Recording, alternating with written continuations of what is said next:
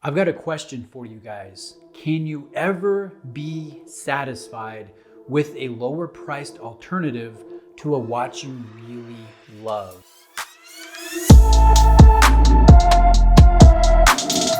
Can you find satisfaction in a substitute, or is it just a fun detour and eventually all roads lead back to that watch you connect with? So I want to explore this idea with you guys today. I want to talk some watches with you. This idea came from a question that I got in a recent video from EVH, who says, "Hi Bruce, would you be so kind as to make a video about the best value alternatives for the IWC Le Petit Prince Flieger watch? I'd like to add a Flieger, but I find the Le Petit Prince too expensive, really." Now, I've got a few thoughts here to share with you guys, and I'd love to hear what you think in the comments section. So feel free to comment. Feel free to comment multiple times as you watch this video. It's all good here. Now, first off, let's actually start with this watch, this IWC Le Petit Prince Flieger. I think it's a beautiful watch. I think the blue is striking. I like the versatility of the design. There's strength to the design. IWC was one of the original manufacturers of the Flieger, along with Lange and Wempe and Stowa, Laco. And so, I mean, it's kind of fun when you look at a Flieger design from one of those original manufacturers all those decades ago. I think there's some validity to that. And this watch, it hits a lot of boxes for me. I love the anti-magnetic properties of the Valjoux 7750 being shielded in a soft iron Faraday shield. I think the anti-reflective treatment on the sapphire crystal looks really good. You get that blue iridescent sheen that adds to the pop and how dynamic the watch looks, especially in natural light. I like the register layout. I like the day-date complication. I'm a sucker for a good bracelet, so I think the bracelet is very well executed, very well designed. And each one of the links is not held together via a traditional screw system. It just is engineering to the next level. And if you look at the clasp, the logo on the clasp is a hidden push button micro extension system. So I think this watch is exciting, and it's one that I would love to try at some future point. It has some real visual draw, technical draw, and historic draw to me as a watch enthusiast. So EVH, I get why you like this watch, because I like this watch, and I really do think it's a solid model. And the price point is about $6,000 on the bracelet, which, you know, when you think about it, with this movement from this manufacturer, it's not obscene, especially for the discounts that can be had on this piece. So it is a pretty penny, but I do think at its price point, it's warranted, but it's still a pretty penny. Now let's go back to this idea of finding substitutes. I know I've done this a lot, especially when I was new into the hobby, and I was discovering all these watches, and then I look at the price point, and at the time I thought $500 was a lot to spend on a watch. You know, I had never spent that much on a watch before in the past. It'd always been, you know, $100 or so for my Swiss Army watches. So, you know, spending thousands of dollars on one piece was a big mental block for me. And I don't think I'm alone in that. And so I would look for elements that I really liked about some of these models in lower price point offerings. And I think you can really enjoy those lower price points and get a lot from those pieces. But are you ever going to be satisfied? Or in the back of your mind, are you always thinking about that one watch that does it all, right? That you first got excited about, that you connected with? Because I think, you know, watches and watch collecting, we try to be so logical about this and responsible with our planned purchases. But really, when we think about it, this is a very emotional hobby, and our enjoyment of a particular piece is all about the connection that we make with it. So I think it's very emotional. And I've made some watch mistakes. I've spent, okay, well, let's take this example right here. Let's say you want a Rolex Submariner, right? and you're able to get one for about $7,000. That might be a little bit optimistic. Let's say $8,000 for a no-date Submariner. Let's say that is what you want. But you look at the price tag and you go, I'm not comfortable with that.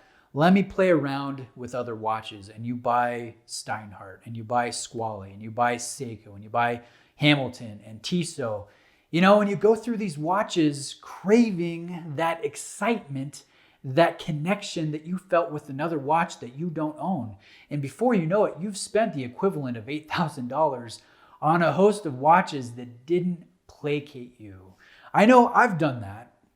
I think a lot of you have done that. Not everybody. And I might sound like a total snob, a tool, and a fool right here in this video. You guys can let me know. Again, please comment in the comments section. I'm happy to discuss with you. But I think a lot of us, there's some cognitive dissonance involved with this emotional hobby. And so I don't think, here's my personal opinion, I don't think you can get a substitute at a lower price point with every watch. I think it's possible with some pieces, but not every piece. Now let's talk specifically about this IWC Le Petit Prince. I'm going to suggest to you EVH, a Sinn, a German watch, a pilot watch. It's not one of the original manufacturers of the Flieger design, but I think it could carry that same excitement and draw that we both feel with the Le Petit Prince. So let's talk about it. It is the Sinn 103 SABE. It's a little bit smaller in diameter at 41 millimeter, a little bit thicker in overall height, but it does carry a display case back, which is nice because you can see the Valjoux 7750 that's tastefully finished. And when you're spending thousands on a watch, it's kind of fun to see the movement, see what you're paying for, because a lot of times the value in your piece comes down to the movement and its execution, its regulation and whatnot. So I like that. I like the fact that this is anti-magnetic. It's not anti-magnetic to the same degree as the IWC, which carries a Faraday shield over its Valjoux movement. But nonetheless, it's a nice feature. It's overkill with the water resistance at 200 meters, far more than the 60 on the IWC. And if we look at the blue, you know what? This is striking and beautiful with the sun ray. It's a little bit different than the royal shade on the IWC. I see more red hues in the Sinn, so it almost takes on a more purpley look. And I can't say I'm the biggest fan of the cream tone lume personally on this watch, but I do think the Sinn has its own design DNA. And it does carry that same register layout, the same day-date complication, a great amount of versatility and practicality on a day-to-day basis. So I do think, at least with the case of the Sinn, you can connect with it and you can say, heck yeah, I'm spending half of what I would spend on the IWC, and I still have the same things that I love about the IWC, the versatility, the striking blue nature of the dial, the complications, the anti-magnetic properties, a solid bracelet. Not quite as nice, but still, I think there is some magic and appeal to the Sinn, and it's not a shameless homage or a copy. It definitely has its own austere-ish, toolish Sinn design DNA, and I like that. So I would say, at least in the instance of this IWC, I think you can go at a lower price point and be happy. But I don't think that's possible with every watch, and you may beg to differ. So please let me know where I'm wrong if you feel like I'm incorrect in just in my opinion here. So let's talk in the comments section.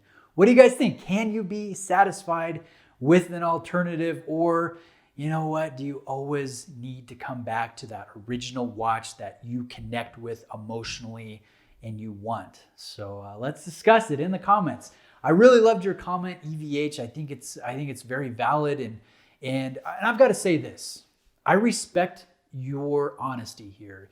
You're not trying to say, you know what, even if I can afford this IWC, I'm not comfortable with it. You know your limits. And a lot of us in this emotional hobby, we don't know our limits. We overstretch ourselves. We say, zero interest, right? And we buy things we have really no business purchasing responsibly. Like it might work out in the end, but it's probably not a fiscally smart idea to do. And so I respect you for saying, you know what, I like this IWC, but I'm not comfortable with the price point. It's a little bit too expensive for me, so what could I look at? And I don't want to come across as too much of a snob and a tool. I like to think I'm a pretty reasonable, everyday guy, but there is some strength, and I respect knowing your limits, but that still begs the question, can you really be satisfied? I think sometimes you can, but most of the time, I don't know. What do you guys think? Thanks for watching today. I really appreciate it, and see you in the next video.